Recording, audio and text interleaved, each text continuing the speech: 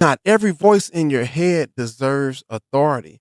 See, every one of us lives with an internal conversation, not just thoughts, conversations.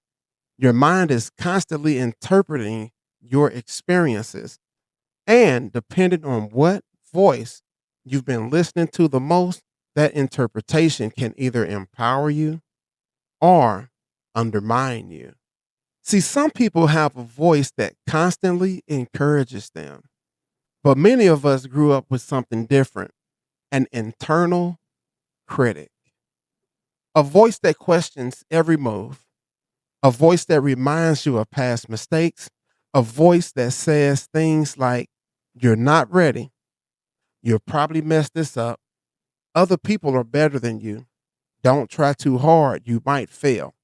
And here's the tricky part: that voice often doesn't sound like an enemy, it sounds familiar because sometimes it echoes things we heard growing up.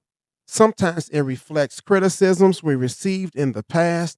Sometimes it's the voice of comparison that social media quietly planted in our mind. And after a while, we stop questioning it. We just accept it as truth.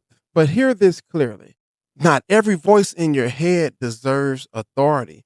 Some voices were planted by fear, some were planted by insecurity, and some were planted by other people's limitations. And some voices were formed during seasons when you were still learning who you are. But just because a voice has been present for a long time doesn't mean it is correct.